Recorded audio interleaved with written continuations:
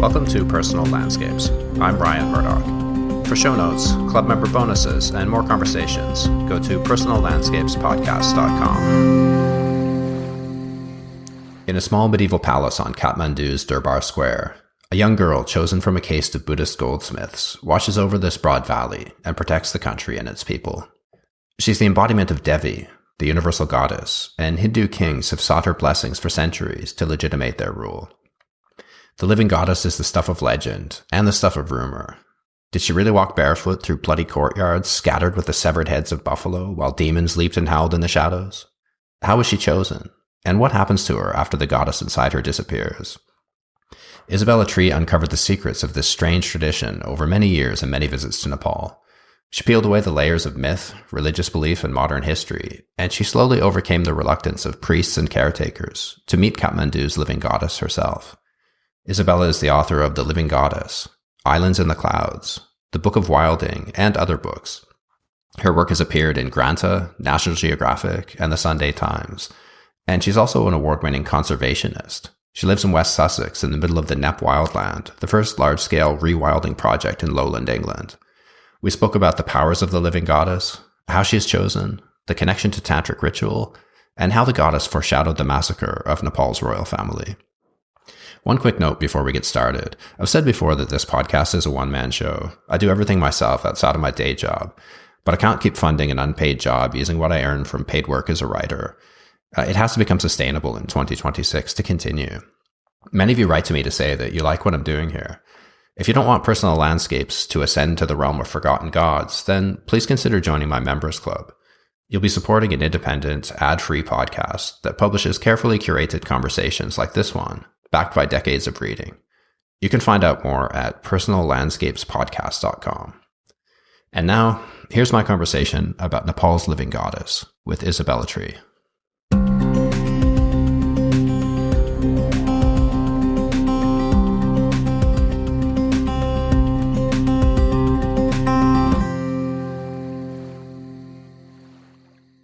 So when did you first go to Nepal? Was this in the days of the hippie trail, or was that already over by then?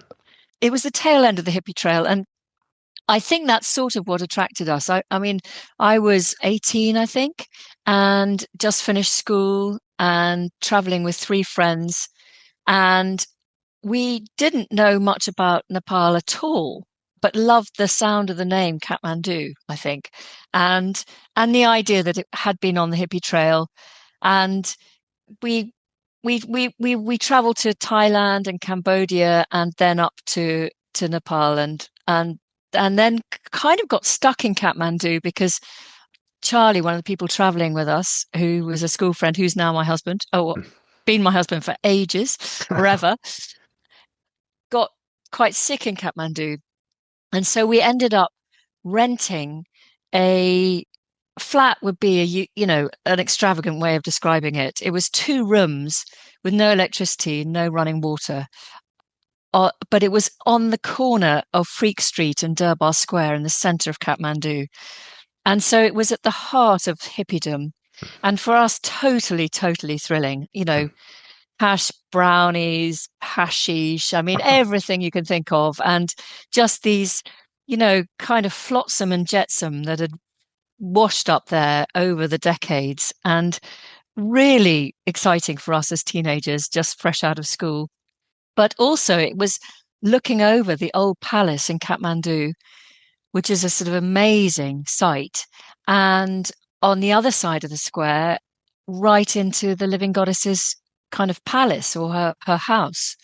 So we would see, in the evenings when her house was lit up, we would see this little figure in red running across the windows. And that, was the start of this sort of obsession, really.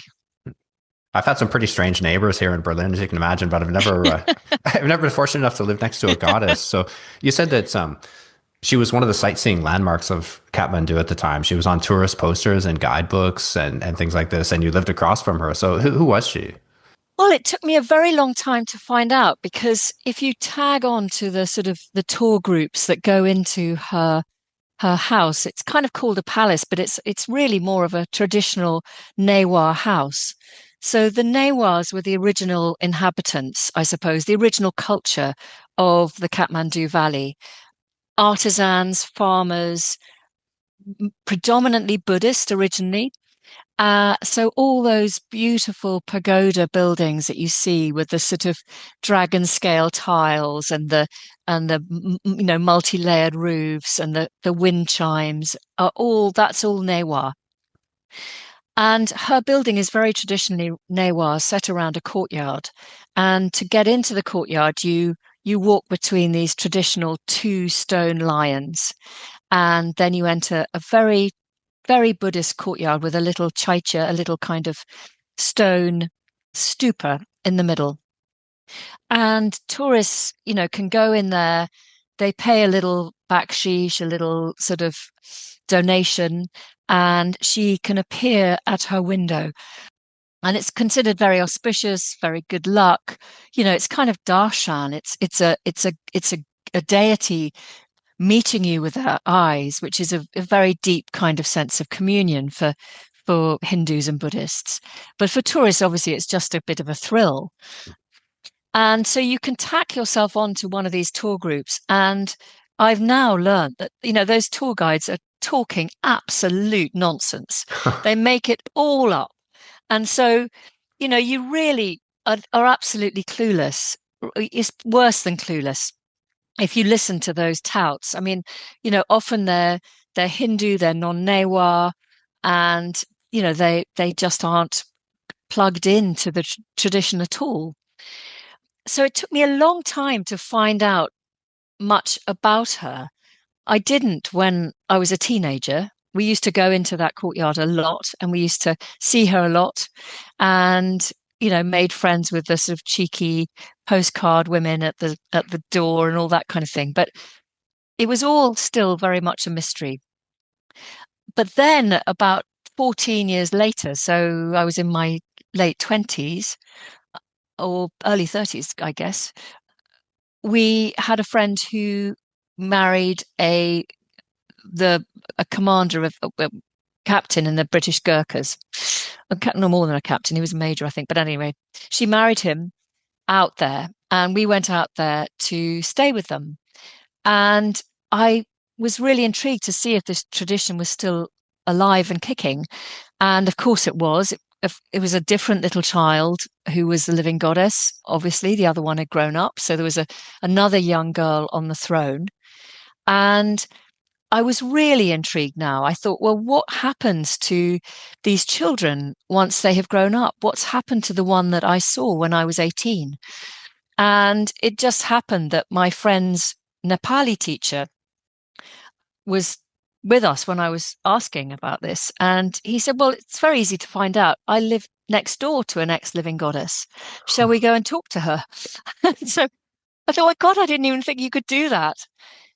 And so what happens to these children is that they are chosen when they're about 3, 4, 5 years old. They're put forward for selection by the tantric priests. They come from a caste, which is the caste of Vajracharyas and Shakyas. And Shakyas are descendants of Shakyamuni Buddha.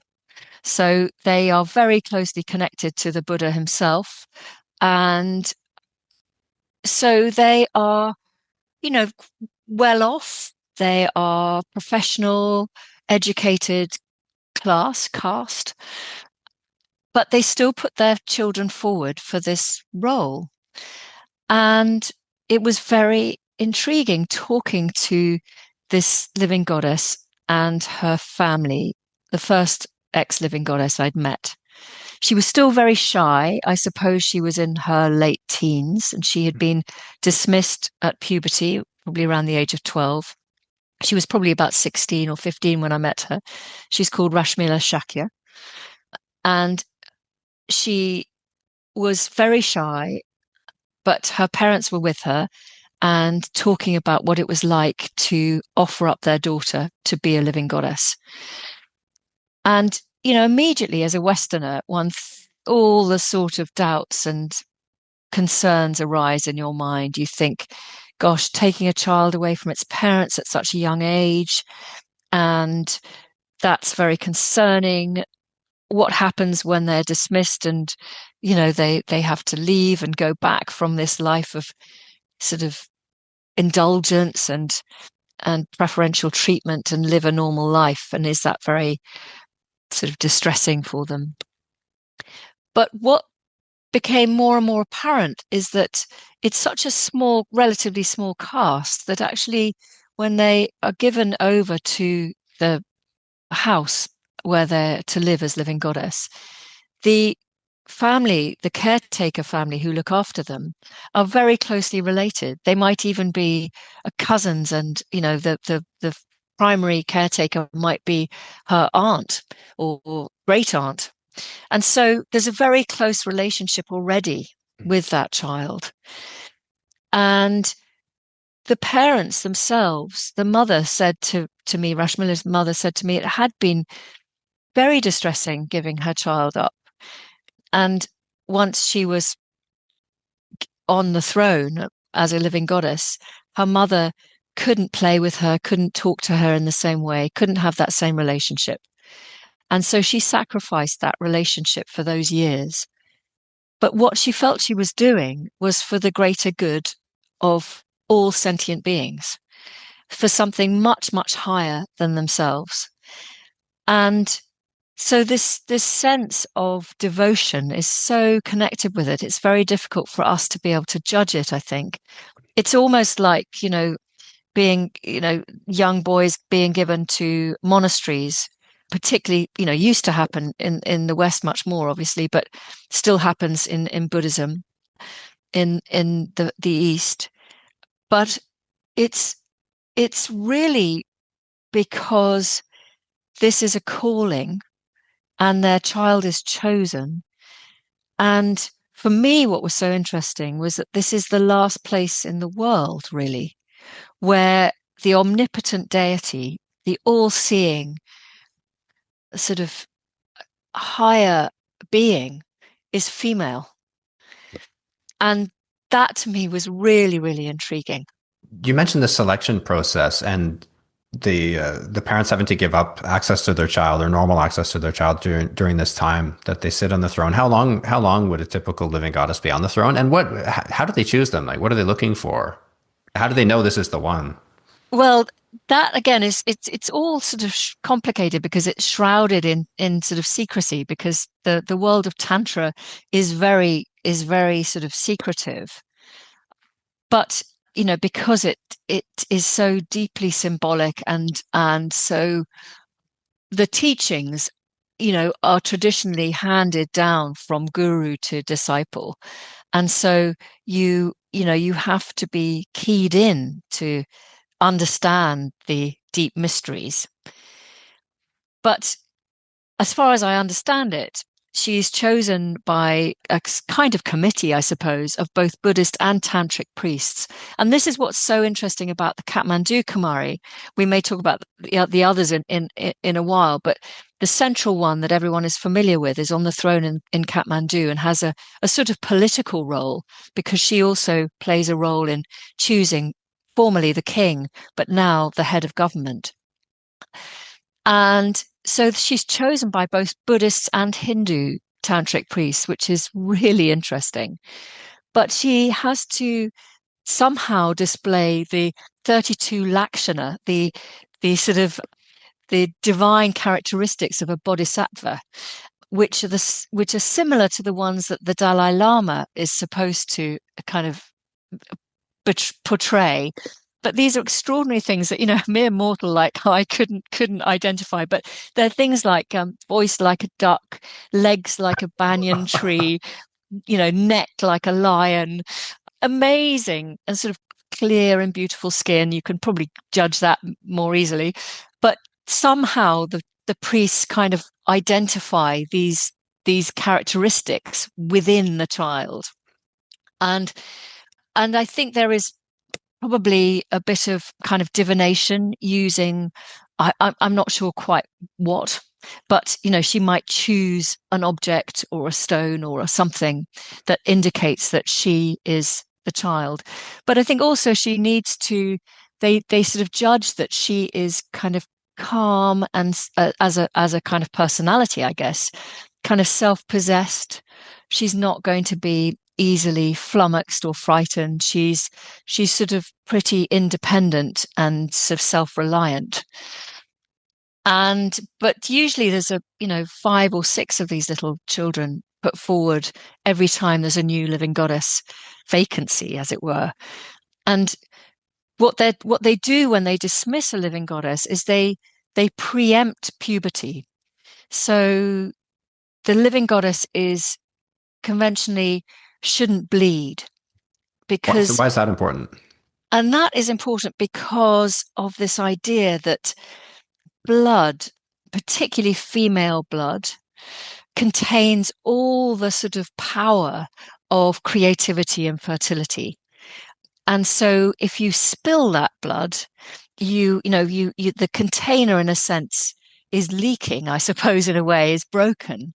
And then the power sort of starts to dissipate. So they take tremendous care that this little child shouldn't fall over and graze itself or herself or cut herself, so she's not allowed to play or use sharp knives or sharp implements. And obviously, menstrual blood is a big moment. And the idea, which I have come to love actually, that all the potential of female creation resides in a prepubescent little girl is just amazing. It's all that sense of future creativity embodied in a child. And what's particularly powerful, I think, is that this idea is reflected in every household in Newar household in the valley. So it's not just the child, the Kumari, as she's called, the living goddess in Kathmandu, that is worshipped. It's at every special occasion in every Newar family, the youngest daughter in that family will be recognized as a living goddess, will be invested in with the power of the goddess, with Shakti, with Vajra Devi, with the energy of the omnipotent goddess. And she will sit on a throne, which might be a simple kitchen chair, with a red cushion on it. And she will have her feet on a cushion, a red cushion, and every member of her family will worship her. And they will touch their most sacred part of their body, their forehead, to her feet. And that is such powerful symbolism, in the Hindu Buddhist world, showing that you're surrendering yourself, your ego, your power to the greater power of another living being, which is smaller than you and feminine. And that's incredibly powerful because, in a way, it's inverting what happens traditionally in Brahmanical Hinduism, when you have the daughter-in-law or the daughter and the wife kneeling to the feet of the patriarch of the family every morning. So it's a really powerful inversion of that, which is a reminder to everyone, to society, that the power resides in the feminine. And therefore, everyone, men particularly, must respect young girls and women.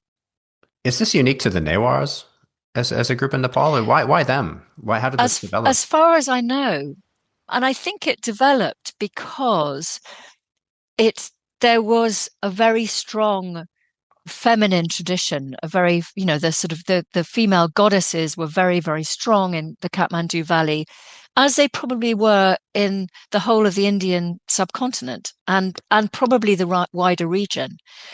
But, through the decades and the centuries, waves of Islamic belief, Orthodox Brahmanical Hinduism, Christianity later, stamped out these beliefs in the divine feminine. And one of the last places that it resided was in the Kathmandu Valley, which is very inaccessible, very difficult for empires to conquer. I mean, Islam never did, the British Empire never did. And so you have this belief still clinging on We have some scraps of evidence of how living goddesses were worshipped in India itself in sort of, the 11th, 12th centuries. But slowly that became, stamped out. And so what happened then was when Nepal began to get Hindu kings gaining power over the Kathmandu Valley in particular, the Newar culture began to fight back and did this in a very kind of clever way of sort of subverting. It kept those sort of Hindu traditions on the back foot. Every time Brahmanical Hinduism came in to try and control and restructure Newar society, they subverted it. And so the idea that you had a Hindu king who had to put his forehead to the feet of not just a girl and a child, but she was also, a Buddhist and from an ethnic minority. And that was him on a very public platform saying, I owe my power to this little child. If she doesn't give me her blessing, that red tikka of blessing on the king's forehead, something terrible would happen to him.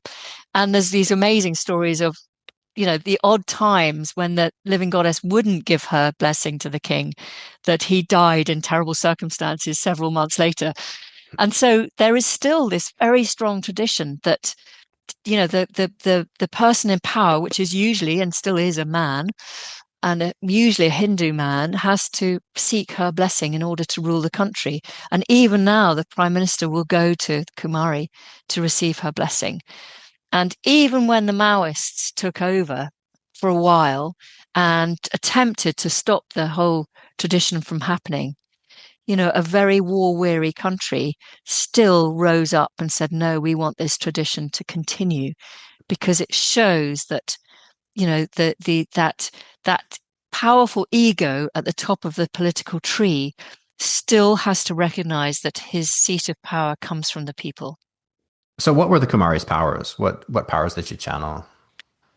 Wow. I mean, everything. I mean, I think when the Kumari of Kathmandu was first invested on her throne, and this is an interesting one because it's a tradition that, there are many more Kumaris still existing in the Kathmandu Valley, and they still live with their parents in their family homes, and they are worshipped by people in the locality.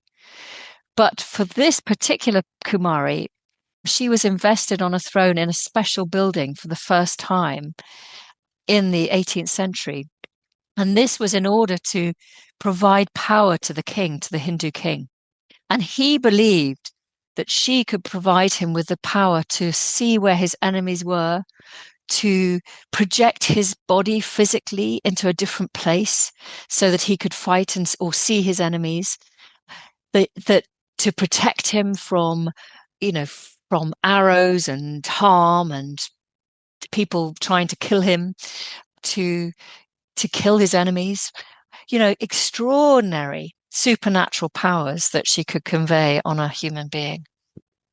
I thought it interesting too that you said in the book, unlike male gods who are generally conceived as having separate identities and specific attributes, the goddess is fluid and all encompassing. So different goddesses are regarded as emanations of that same universal Devi. Men are the male goddesses are a dime a dozen and take many different forms, but there's just one all powerful female goddess that's channeled into all these different emanations. It is a really interesting idea, I think. Yes, exactly. That in a way that the male gods are quite static, comparatively speaking. And and this idea that the female can be, the divine feminine can be the earth, it can be the river, it can be, a statue in front of you, it can be a stone, it can be a hole in a wall. And so I think that this idea that she's everywhere is just incredible. And as soon as you begin to recognize her or try and contain her within one particular form, she'll morph into something else. And so it's extraordinary how the Newars, see this and feel this. And I have a friend of mine who knows uh, the Newar culture and this sort of aspect of it far, far better than me. A great friend of mine, Ellen Kuhn, who's a Fulbright scholar and spent, decades living in Kathmandu and speaks Newar and Nepali, and spent many, many long nights with the sort of women who communicate these things. She was there when the big earthquake happened in Kathmandu. I can't remember exactly what year it was, but it wasn't so long ago. But when the terrific, catastrophic earthquake happened, Newar women would fall on their knees and press their thumbs into the earth. When my friend Ellen asked them what they were doing, this was when there were still tremors going on. So everyone was panicking, and these women were pressing their thumbs into the earth. And it was to suck up the pain that the earth was feeling.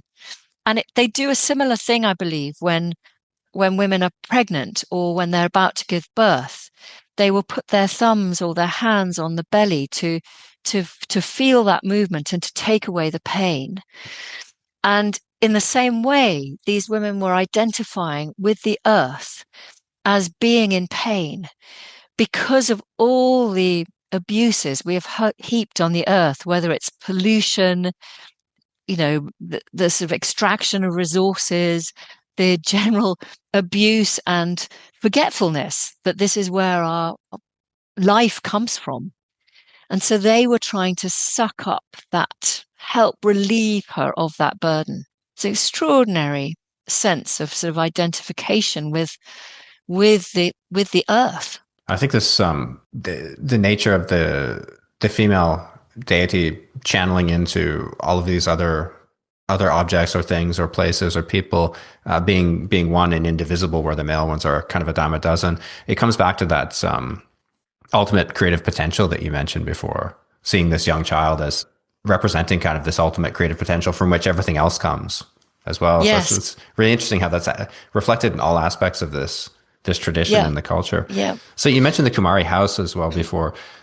So what were her living arrangements? I mean, how does a goddess spend a typical day? Well, she does have quite an extraordinary existence, I suppose. I mean, she can still play with her siblings. So if she has brothers and sisters, they can come to the Kumari house and play with her after school or at weekends. She also has there's children within the caretaker's family that she can play with. But her feet can't ever touch the outside ground. So she can only play within that house, within the rooms of the house itself. If she ever goes out on public appearances, which is about 13 times a year, she's carried in a palanquin on people's shoulders, or she's pulled around the city in an enormous golden chariot. But inside the house itself, she has pets. I think it depends obviously who and when, but I mean, I know that living goddesses have had tortoises and hamsters and sort of pets that they can play with. Everything she has is she's dressed completely in red, and she has her hair always tied up in a knot on top of her head.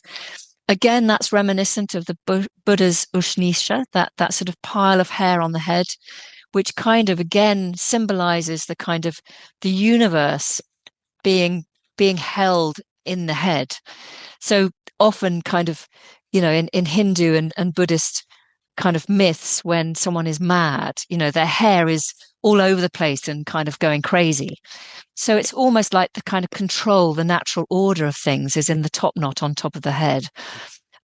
And that's bound with a kind of red ribbon.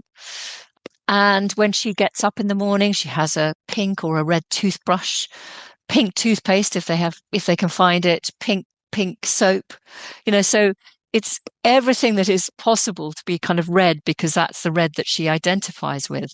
And again, of course, that's the red of the sort of rajas, of the sort of energy element. So you've got the sort of tamasic, black, heavy element, and then you've got the white, sattvic, kind of elevated spiritual element. And the rajas is very much the sort of earthy, blood, creative energy. And up until recently, up until Rashmila, which was the goddess that I first saw when she was on her throne when I was a teenager, or actually, no, a little bit. No, sorry, Rashmila was later. But Rashmila is one of the Kathmandu Kumaris that I know best. A wonderful young woman who now is, married, but she also is an IT specialist. So I think she has her own software company. It's amazing to think. But Rashmila was very important for updating the tradition. So in the past, Kumaris were thought to be omnipotent.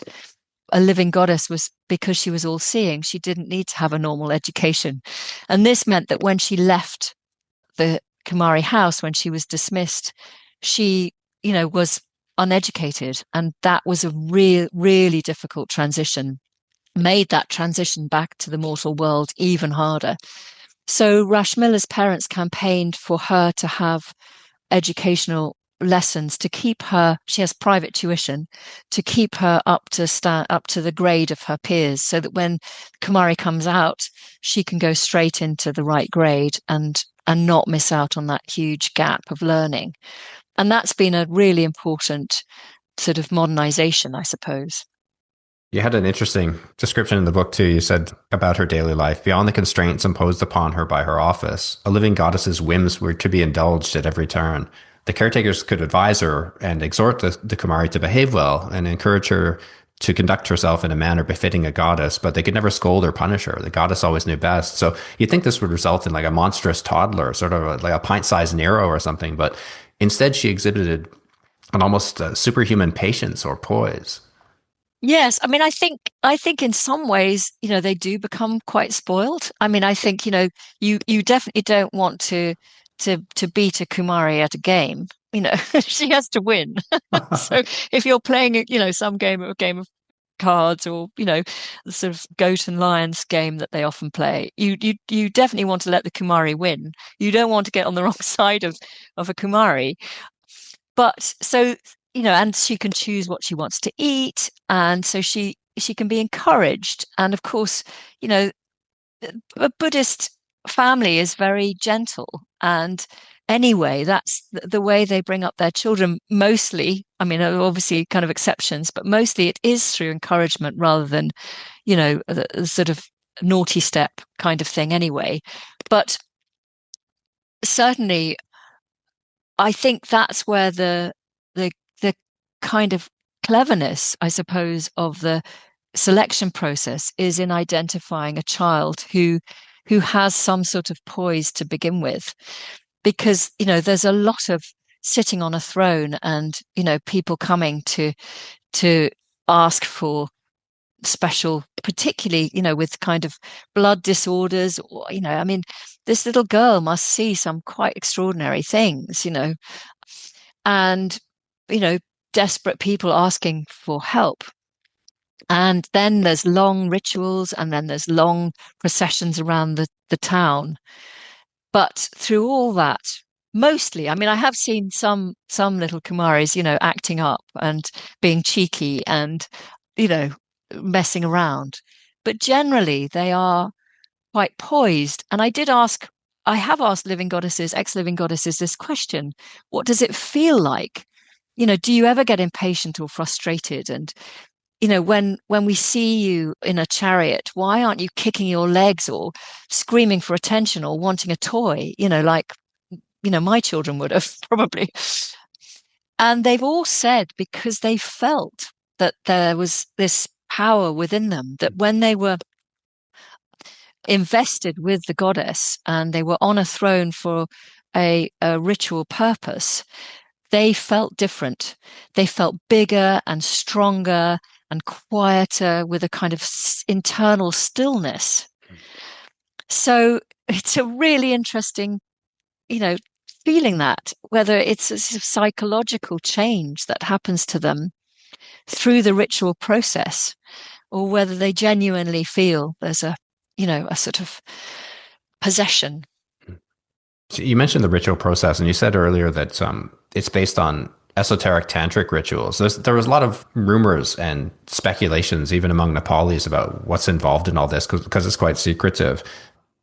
Bloody initiations in the dead of night, with courtyards scattered with the heads of goats and buffalo. So what were some of the rituals that attached to this? tradition, the kind of superstitions that you would hear? Well, I think, there's a lot of blood sacrifice involved in both Buddhist and Hindu festivals in the Kathmandu Valley. And I think because of the goddess's association with blood, a lot of that is sort of, correlated. So the rumors fly about, her having to walk around a courtyard with severed heads and, walking, her bare feet through pools of blood. The caretakers who, I know and love very much assured me they would never frighten a child like that. That would never happen, let alone to a living goddess. So I believe that to be true. I don't think she is ever exposed to that sort of ordeal or frightened in that sense. But as for this sort of initiations, I don't know. I can't tell. I mean, I've never seen it, so I only know what I've heard through the people surrounding this tradition. The living goddesses, the ex-living goddesses themselves say that they were never frightened, that they were never put into a position where they were scared. And I think one of the most telling things is that when I asked them, would they ever put their daughters forward if they were to have children for this tradition, they all the living goddesses I've ever asked have said yes. And again, I think it's because even though I think it is traumatic when they leave this position of extreme, of being worshipped by everyone, including the king, and then they return to normal life, it is very challenging. She's never walked on uneven ground before. And now she's wearing shoes and having to negotiate the streets, those busy streets of Kathmandu with honking motorbikes and cars and getting to market and flies and dirt and sharing a loos, the same loo with a whole family, not being cooked for, initially. I mean, they still, I think, to begin with, they transition them as carefully as possible. So they're given food first and, cleanliness rituals are taken so that they don't feel that, the exposure to the polluting world so keenly. And they're allowed to go back to the Kumari house as often as they like to be with the family that they know and love while they transition back to their birth family. But it is, I think, very traumatic. And despite all that, they still say that, this was the deepest honor, and they feel that they have done something that is critical for the world. And then when you see how after those years of transition, those very difficult years of becoming immortal again, how these young women develop into extraordinary, another Kumari I know very well, who's the same age as my daughter, and she is now 30 and lives in Patan near Kathmandu, and she is now an extraordinary spokeswoman for the tradition. There's lots of interviews with her if anyone's interested in hearing from her voice what it is like to be a Kumari and why it's important. And she, got a master's in business studies. I think she's one of the first Kumaris to go to university. It's absolutely extraordinary the strength of their inner strength that they all seem to exude. This sort of self-belief, I think, and that is true, I think, for normal people, normal young girls and women who've been worshipped as Kumaris on an occasional basis within their families. I have a great friend, Anjana Shakya, who does amazing work for an organization called Hymn Rights for trafficked young girls and women. She's absolutely extraordinary. She's pint size, tiny, sort of tornado of energy. And she says that all stems from being worshipped as a young girl, of being given this sense of self-belief, against a background where women, a wider background of perhaps, Hinduism, or Orthodox Hinduism, where women and young girls don't traditionally have that elevated sense of their own power.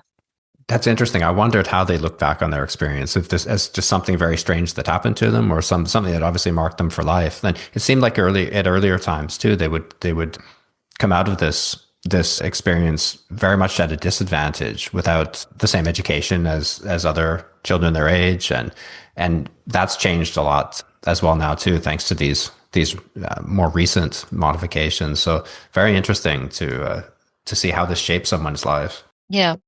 I also found it really interesting that about this tradition in general, that it had both Buddhist and Hindu roots. So the goddess that she incarnates was Hindu, but the Kumari themselves had to be Buddhist. That's a really strange blend. So where did that come from? Exactly. I mean, it is very, very complex, and I think it's multi-layered, and it's sort of evolved over centuries. So it's quite often difficult to pin these origins down. But I think the origins of the worship of little girls as divine comes predominantly from Buddhism. I think boys too were worshipped as kind of as sort of sources of divination. We're talking hundreds and hundreds of years ago now, but I think they were seen as, prepubescent children were kind of somehow tapped into the divine in a way that adults weren't. So you could, in a simple way, you could invest divinity into a child and ask it to pick certain objects to predict the future. And so that is a very old tradition. And I think it kind of evolved sort of from that. It became more and more elaborate. And I think with the influences of Tantra, where you have this sense of normal, conventional belief and behavior and tradition being inverted. So you begin to identify substances, say, that have always been considered polluting, like corpses or excrement or menstrual blood. These all become very empowering. And in a way, it's an effort to overcome one's fears, particularly the fears of the sort of traditions which place such faith in purity and lack of pollution. So inverting all those beliefs and, it is an effort really to overcome our innate fear of disease and illness and death. So Tantra, is all about kind of inverting the conventional and the orthodox. And so when you have patriarchal religions being built up and the feminine, subjugated, Tantra is all about inverting that, subverting it, and elevating the female and suppressing the male. And so it's a very dynamic and very difficult thing to pin down, because it's really important energy, I think, this sort of idea of as soon as anything becomes cast in stone, that belief becomes cast in stone, that is a recipe for disaster, because that way you have hierarchies and you have power structures and people abusing power. And so if you want religion to remain a sort of organ of the people, of genuine accessibility to everyone, it needs to be overturned again and again and again. And I think that's how this living goddess tradition keeps the orthodox religions on the back foot. Yeah, that's really interesting, because anything that solidifies in that way can be broken, can be shattered easily, becomes brittle and easily destroyed. But something that's more formless can change shape and adapt to the current situation. It's a lot like martial arts at the higher levels. It's the same thing. Anything with form can be broken, we were always told. That's one of the things I found most interesting too about your book, this explanation of Tantra, this inversion. I really hate being told what to do. So that, I guess that probably appealed to me. And also because anybody who came of age and was a teenager in in the 80s, like I was, associates Tantra with Sting. That's the Yeah, first thing you think about. So I know. this was, Unfortunately. it's not something I want to think about, but no, that was, so this is really interesting. You can really see why, how a tradition like this would develop and why it's so important and the benefits of this sort of inversion. So would the Hindu and Buddhist devotees of the Kumari worship in different ways? That's a very interesting question, and I think so. Yes, I I don't know if I can answer this very well because I'm not sure I know really. It was very interesting. I did, have a moment of real, self-doubt actually when I was writing the book because I did get, a Hindu tantric priest who said you shouldn't be writing these things down. This is Hmm. should only be communicated from guru to disciple, and this shouldn't be put into words on a page. And I was very worried when I heard that. And I did question, I'd been working on this book for 5 years by then. And I thought maybe I shouldn't. But then I talked to other tantric priests and nawaz and people I trusted, and they said, no, absolutely. You as long as you tell the truth and you're honoring the tradition and you're not, you know, exposing things that you shouldn't. So no, I get the sense from the book that you were very careful not to reveal any so esoteric traditions that weren't shouldn't be aired publicly. That you were quite careful to respect the traditions and not reveal sort of the sort of things that happen behind closed doors or anything that you were given privileged access Yes. to. I mean, I didn't. I don't think I was given privileged access to much, to be honest. But I think I, I, I know. I feel confident that this, you know, most of my kind of concerns before I understood the tradition better were unfounded, and I wanted to communicate that because there's so many, mad, sort of misconceptions out there, that ex-Kumaris, ex-living goddesses are trafficked and become prostitutes, and, that their husbands die in a terrible way on their wedding night. And so I wanted to show that at least, ex-living goddesses who are happy and married and successful and healthy, and, that the lot of this was absolute nonsense. Sorry, but you asked about Hindus and Buddhists, were whether they worship her in a different way. And I think, yes, in a sense, because I think I was once told that actually Hindus particularly worshipped her at different times of the day when they wanted to worship a different form of the goddess. So she'd be to them a different form of the goddess at dawn or at midday or in the evening. Lakshmi being one of them, but I can't remember which one, whether she was midday or not.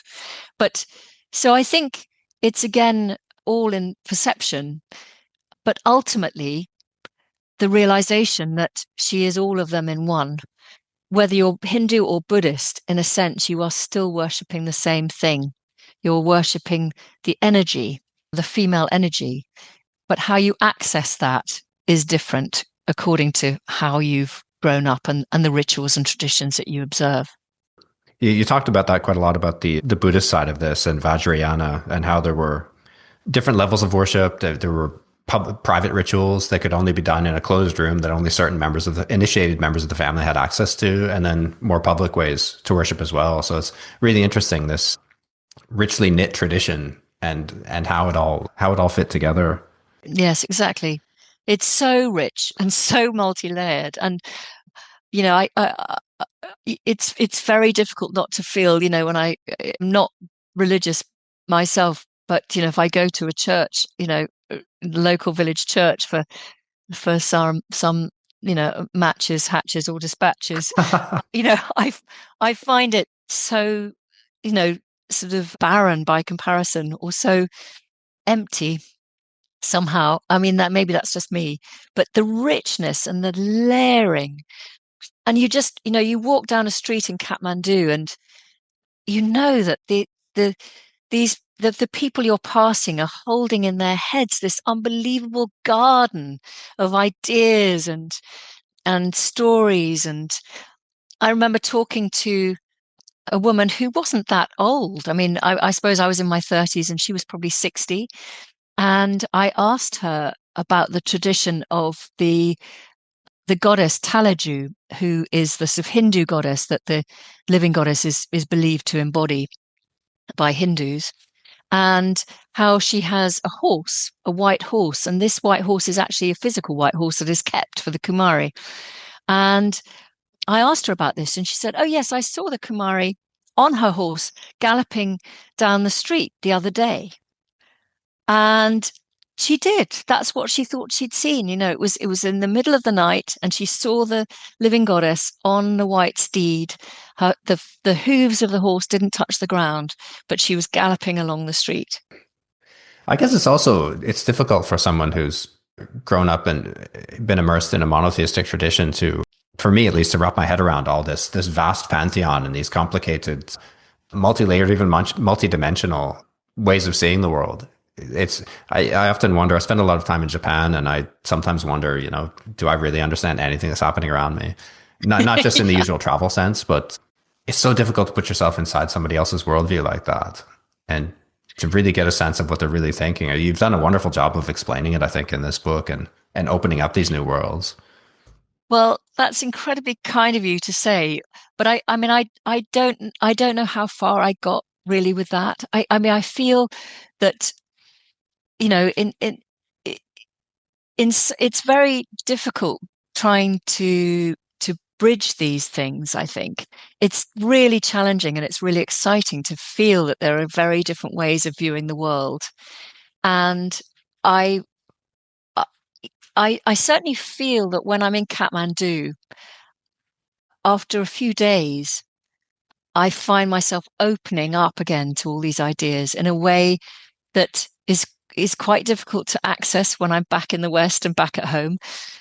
Things that from here would seem absolutely absurd and ridiculous, I begin to start intuiting again in Kathmandu, and I begin to feel, perhaps, that coincidences, are, I look at them differently when I'm in Nepal to when I'm here. Things happen in a way out there that is uncanny. And then you come back here and you think, well, of course, that's just a, coincidence or something. But it does open you up in a way to a world that is so inaccessible, I think, often in the West. And I find that very attractive and very challenging and interesting. And I feel I've sort of made a pledge to myself that I'll go back to Nepal every 5 years just to remind myself that this universe exists that I often just close myself to, when I'm living daily life.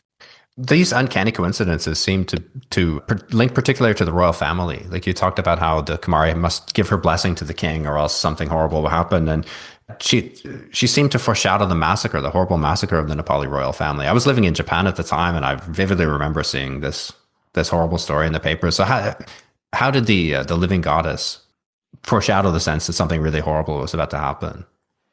Well, I think this is something that is still believed very deeply by many Newas today, that particularly who are linked with the tradition, was that when the royal family massacre happened, there was no Kumari on the throne in Kathmandu. The throne was empty. And I think that was because she reached puberty earlier than they expected, and they hadn't had time to install another Kumari on the throne.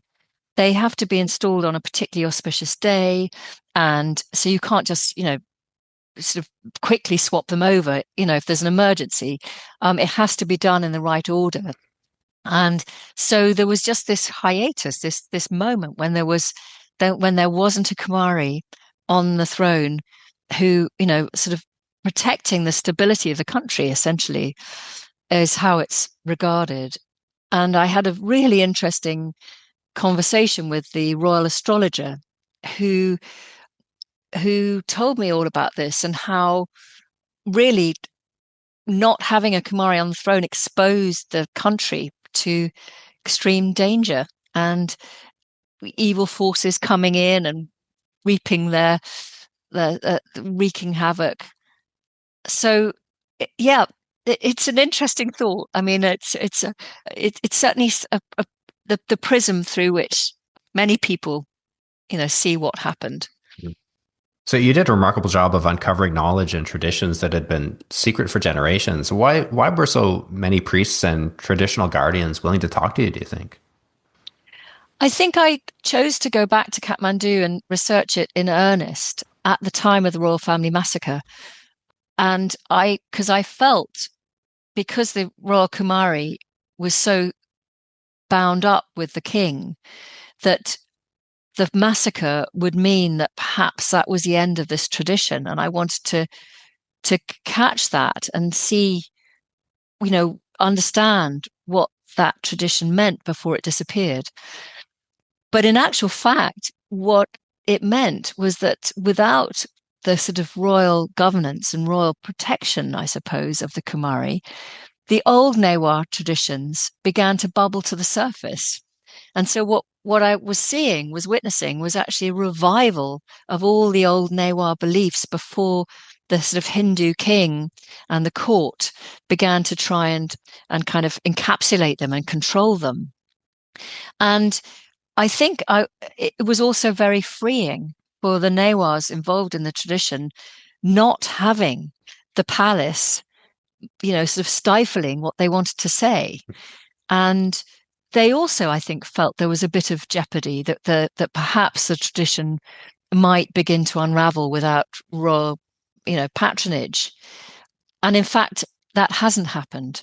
But it did, I think, free people up a little bit to talk to me, at least enough to explain why they felt that this was a tradition that they that needed protection and needed to continue.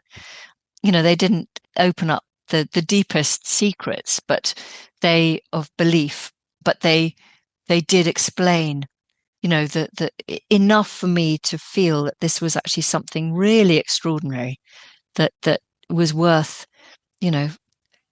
defending from the sort of misconceptions. And at the close of the book, you visit the Kumari house once more, this place that you stayed across the road from when you were 18 and a backpacker, and glimpse this living goddess through the window.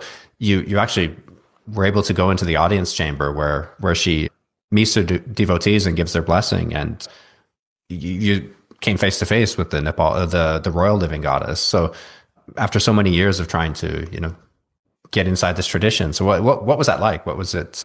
How did it feel to reach this point and to be face to face with this royal Kumari? Well, I wasn't. I've never stepped foot inside the house, so I wasn't actually in her audience chamber. But she did come down to the courtyard. She was carried down to the courtyard, and she sat there while the caretakers were there, and I was able to present an offering to her, and with all my family. And so this was on the occasion of actually when I launched the book, and I had the book launch in Kathmandu, and it was such an honor.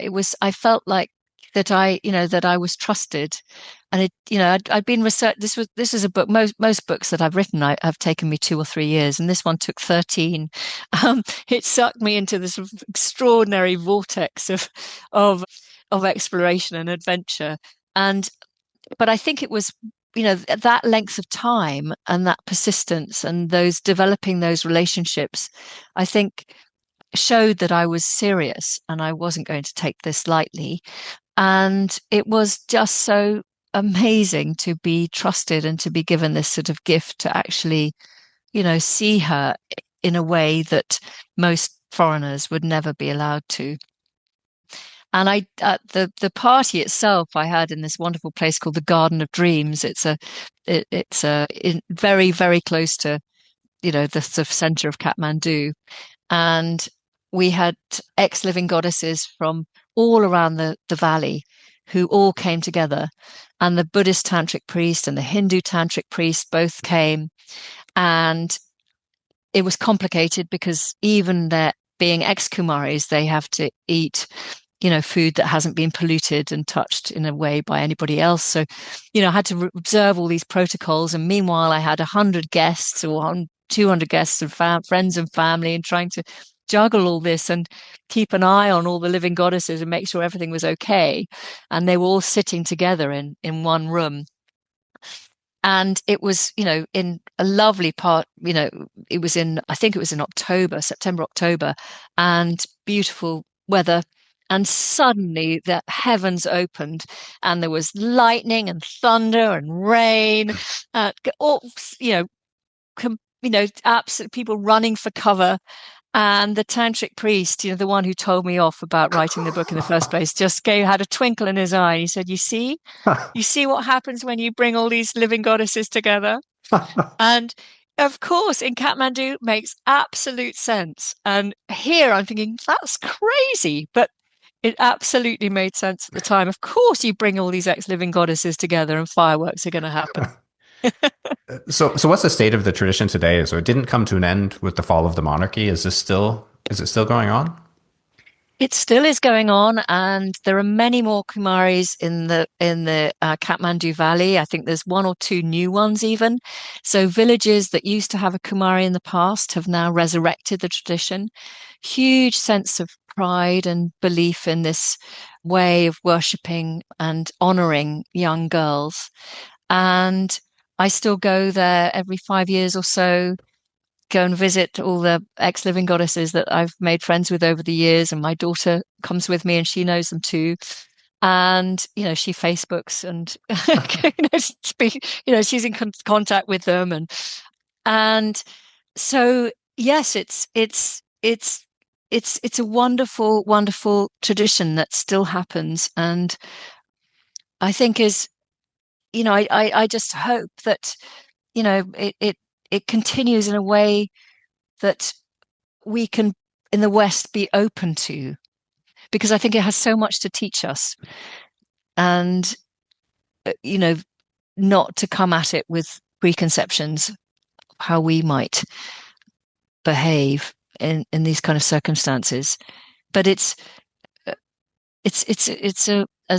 have a wonderful researcher who must be now in his 80s, Kashinat Tamot, who helped me, Newa, with a lot of the research. And he had this wonderful phrase he would say when we went through to a ritual or followed a procession and discovered yet more extraordinary things. He would just look at me and he'd say, "That is one very wonderful thing." Mm. Well, your book is a wonderful place to start coming to grips with this tradition, the living goddesses. I highly recommend it to my listeners. Before I let you go, you mentioned to me that you just finished a new book. So what is this one about? It's very different. My world has now, become all about rewilding and nature restoration. We have a rewilding project here at Knepp in West Sussex, where I live. And so my last few books have all been about this extraordinary experiment we have to bring nature back to degraded landscapes, and how rewilding can really bring the landscape back to life. And I still connect that a little bit with Newas, I have to say, with my experience with living goddesses. I know that, one of the traditions of Newas, of the farmers, is not to plough. They believe that to be taboo. And when I asked a farmer why it was taboo to plough, obviously there are logistical reasons for this, because it's very friable, that valley. It's lovely deep topsoil, but if you plough it flies off in the dry season into the wind, or in the wet, in the monsoon, it washes down into the rivers. So they have to be very, very careful of their topsoil. So there's obviously good reason for it. But the way this old farmer explained it to me, he said, it's like scratching your nails down your mother's face. And I remember that every time I think of regenerative agriculture and what we're trying to do now and heal the earth. So that's sort of what I've taken away from Kathmandu, and what I'm kind of trying to apply to our life here. But the latest book is about the reintroduction of white storks and how we've brought back a lost species that hasn't nested in Britain for 600 years. Oh, wow. And they're now bill clattering out there in the landscape. And it's a wonderful feeling to bring some of these lost creatures back to I don't back think I've to ever our seen world. this a stork. I've seen stork nests in my travels, like I think if I remember right, it was in Eastern Europe or the Baltic states. Would that be? Yes, you'd see lots of them there. Absolutely. Yeah. Yeah. I saw the nests. I don't remember seeing the storks though. Well, they migrate to, so if it wasn't in the spring or summer, Yeah, they'd have been just huge empty nests. they could have been off Yeah. delivering babies. Whereas They could if they're still in indeed. that business, I'm not sure. Well, that's really interesting. So you initially had a farm, was that right? Before you decided to start the Knepp Wildland. Yeah, so my husband inherited 3,500 acres in Sussex from his grandparents in the 1980s. And, it had been farmed ever since the Second World War intensively. Literally every inch of the land was ploughed. And, I fully expected that I was marrying a farmer, that's what we'd be doing for the rest of our lives.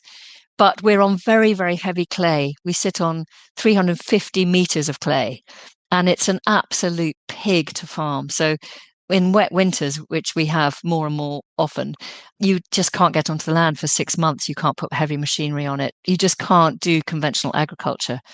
And so, but for 17 years, we tried to do that and tried to do all the efficiencies and try and make sense of it and diversify as much as we could. But we were £1.5 million in debt by 1999, Wow. and we had to do something radically differently.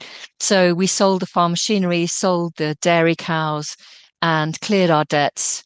And then we had to think, well, now what do we do? And we'd always, both my husband Charlie and I, been interested in nature. Ironically, we'd sort of traveled the ends of the earth to find it. And, we suddenly thought, well, actually, we should have nature in our own backyard. And what we've been doing, all these years is actually part of the problem. We thought that we were kind of stewards of the land and we were doing okay by nature. But actually, when we stopped, we realized, that we had been plowing right up to the tree trunks of these giant old oaks and they were beginning to die back. We'd been spraying with pesticides and fungicides and, fertilizer and killing off all the life in the soil. And that first year when we stopped farming, the sound of insects coming back was something we hadn't even known we'd been missing. And gradually the scales fell from our eyes and we realized that actually we are part of the reason that, England is one of the most depleted countries for nature in the world. So it's been an amazing adventure bringing life back. In just 20, 25 years, we've become one of the most significant biodiversity hotspots in Britain.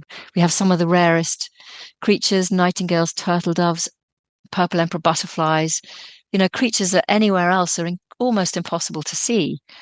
And that's happened within 25 years. And we're underneath the Gatwick stacking system and surrounded by roads and in the busiest part of the countryside. So, it's an amazing story of hope that if nature can bounce back here, it can come back anywhere. That's really incredible. Is this a place that someone could visit? Visitors to the UK? Yeah, absolutely. We do from Easter to the end of September, we have safaris, kind of based on African safaris. So you can kind of go in open-sided vehicles and see American British wildlife instead of the Serengeti. And we have a rewilded garden with so showing how you can actually rewild at small scale. But yes, if anyone wants to, and we have 16 miles of footpaths, so people can come any day of the year and walk here. I wouldn't recommend it in winter because it does get very, very boggy. But it is a wonderful experience to be able to open the door onto all this life.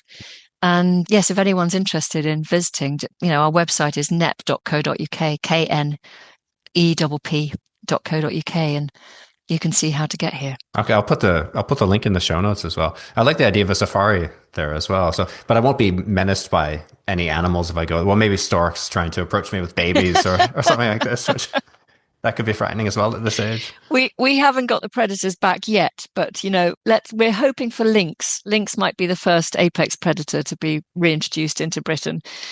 But one day there'll be a landscape of fear out there. I look forward to that. Well, thank you for your time today, Isabella. I really enjoyed the book, and you opened my eyes to a tradition I'd never heard of in a country I knew so little about. Well, thank you so much for having me. It's been wonderful revisiting the living goddess. Thanks for listening to this episode of Personal Landscapes. If you like the podcast, please give it a rating on iTunes and subscribe through your favorite app. And please consider joining my members club on Substack. You'll be supporting an independent, ad-free podcast that publishes carefully curated conversations like this one, backed by decades of reading. Go to personallandscapespodcast.com for details.